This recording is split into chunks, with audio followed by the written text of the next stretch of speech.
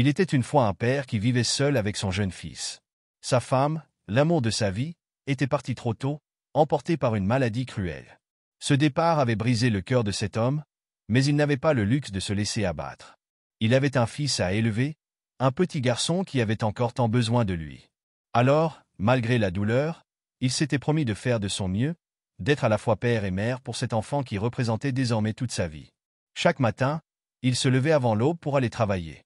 Il enchaînait 2, parfois 3 emplois à la fois. Ses mains portaient les marques du labeur, son dos était fatigué, mais jamais il ne se plaignait. Quand il regardait son fils, il voyait tout l'avenir qu'il rêvait de lui offrir. « Je t'aime, mon fils », lui disait-il chaque soir avant de le border. Et ces mots n'étaient pas anodins, ils étaient une promesse. Le petit garçon grandissait dans cet amour inconditionnel. Il ne réalisait pas encore tous les sacrifices que son père faisait pour lui. Il voyait simplement un homme fort, toujours présent, toujours là pour l'encourager. Mais la vie, avec ses imprévus, mit un jour leur relation à l'épreuve. Le père perdit son emploi. L'usine où il travaillait depuis des années ferma ses portes, le laissant sans revenu. Les factures s'accumulaient. Les placards se vidaient.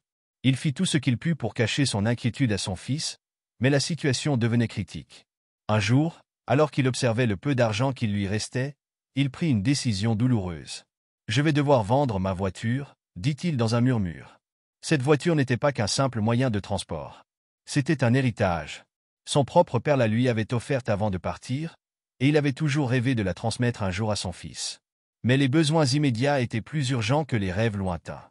Avec le cœur lourd, il se rendit au garage pour dire adieu à ce souvenir de son passé. Le temps passa. Le fils grandit, termina ses études, trouva un bon travail, et commença à construire sa propre vie. Il était désormais un homme accompli, mais il n'avait jamais oublié tout ce que son père avait fait pour lui. Il se souvenait des nuits où son père rentrait tard, épuisé mais souriant, des week-ends où ils jouaient ensemble malgré la fatigue évidente de l'homme, et de cette voiture qu'il avait un jour sacrifiée pour que rien ne manque à son fils. Le père, lui, vieillissait. Les années de dur labeur avaient marqué son corps. Ses cheveux étaient devenus gris, ses gestes plus lents. Il ne travaillait plus, se contentant de passer ses journées à la maison, plongé dans des souvenirs lointains. Un après-midi, alors qu'il était assis dans son fauteuil préféré, il entendit la voix de son fils à l'extérieur. « Papa, viens dehors, j'ai une surprise pour toi. » Intrigué, il se leva lentement et sortit sur le pas de la porte. Ce qu'il vit le laissa sans voix. Devant la maison, une voiture étincelante était garée. Pas n'importe quelle voiture, c'était la même que celle qu'il avait vendue des années auparavant. « Tu te souviens de cette voiture, papa ?» demanda le fils, un sourire aux lèvres.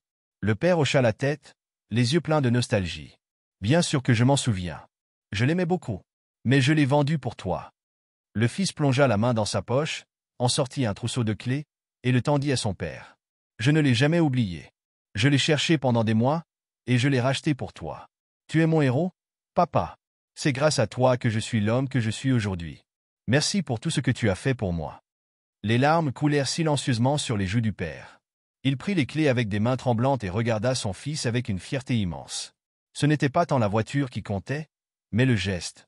À cet instant, il comprit que l'amour qu'il avait semé toutes ces années avait fleuri dans le cœur de son fils. Ils s'embrassèrent, émus, sous le regard du soleil couchant.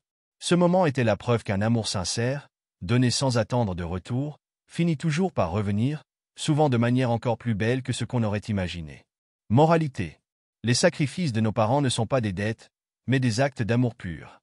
Pourtant, il est de notre devoir de leur rendre cet amour, non pas parce qu'ils l'exigent, mais parce qu'ils le méritent. Dans un monde qui va trop vite, prenons le temps de remercier ceux qui nous ont portés, nourris, aimés. Car un jour, il pourrait être trop tard pour dire « merci ».